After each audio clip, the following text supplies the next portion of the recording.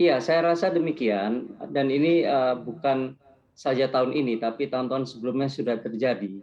Dengan liberalisasi tentu saja tidak ada lagi hambatan tarif bagi AC impor itu datang ke Indonesia. Tetapi yang jadi masalah adalah bukan liberalisasinya, tetapi menggunakan skema perdagangan liberal ini banyak negara khususnya China ini pemerintahnya sangat smart gitu.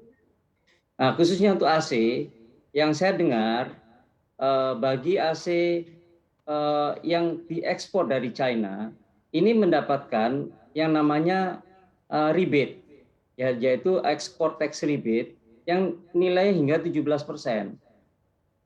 Nah, kalau kita bersaing dengan produk seperti itu, tentu saja dalam sisi dalam kompetisi harga ini akan sangat sulit bagi industri dalam negeri. Demikian. Oke, saya akan minta tanggapannya ke Pak Herianto. Sepakat tidak Pak dengan tanggapan dari Pak Daniel terkait dengan imbas liberalisasi perjanjian dagang internasional? Saya coba melihat dari sisi yang berbeda ya, mungkin. Kalau secara industri memang jelas, kalau head to head dengan China, terutama tidak hanya untuk air condition AC, tapi semua produk elektronik kalau kita head to head dengan China manufaktur, otomatis akan sulit bersaing, Bu. Itu pertama yang mesti saya sampaikan di meeting yang berbahagia ini ya.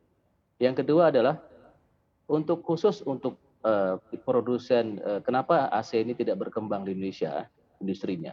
Karena hampir sebagian besar komponen utamanya itu masih impor, Bu, terutama kompresor ya. Itu satu. Itu yang kedua. Yang ketiga yang perlu kita catat adalah bahwa di China itu secara production volume mereka cukup besar.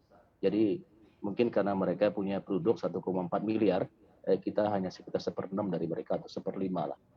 Jadi kalau secara bicara di skala ekonomi mungkin kita jauh di bawah mereka. Itu satu yang perlu kita garis bawahi. Karena itu penting. Apapun namanya kalau kita bicara industri itu muaranya ke volume, Bu.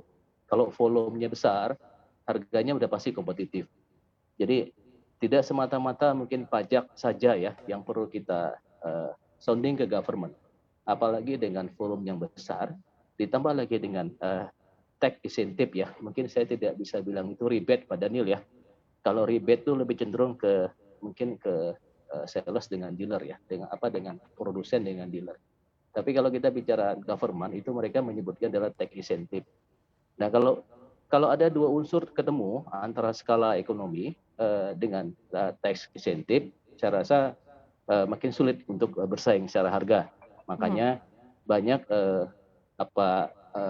para pebisnis AC ini lebih dominan ke impor secara profitabilitas dan mungkin dari margin lebih baik daripada lokal. Dan di lain sisi AC ini boleh dibilang kalau untuk daerah perkotaan ya, kita bicara di daerah urban, tidak di bicara rural. Kalau di urban area perkotaan itu semua bisa dikatakan adalah produk primer, Bu. Jadi mungkin Ibu bisa sampaikan di rumah Ibu Sri mungkin pasti punya AC ya. Kalau kita bicara perkotaan tuh hampir semua rumah di perkotaan tuh pasti ada AC-nya. Pak Haryanto, mungkin nggak ada. mohon maaf saya potong, Jadi, tapi sejauh ini seperti apa sih Anda boleh. melihat respons ataupun mungkin sikap dari pemerintah gitu sejauh ini di mata pengusaha untuk mengatasi serbuan AC China ke Indonesia begitu yang begitu masif? Kami sebagai dunia usaha melihatnya ini masalah konsistensi aja, Bu, yang paling penting. Di samping tadi yang Pak Daniel sampaikan, mungkin kita perlu adanya insentif tambahan buat produsen ini. Karena ini sangat penting. Kalau kita mau bersaing head to head, kita sudah kalah dari dua sisi. Satu dari tax incentive, kedua dari skala ekonomi. Untuk ngebangunnya kita masih punya kalau saya bilang sometimes seperti tarik bere itu tidak banyak menolong sebenarnya, kayak SNI dan sebagainya. Lebih kecondong memang edukasi ya, Bu. Edukasi dan proteksi kalau kita bicara lebih ke arah sana. Tapi proteksi itu tidak dibenarkan sama WTO.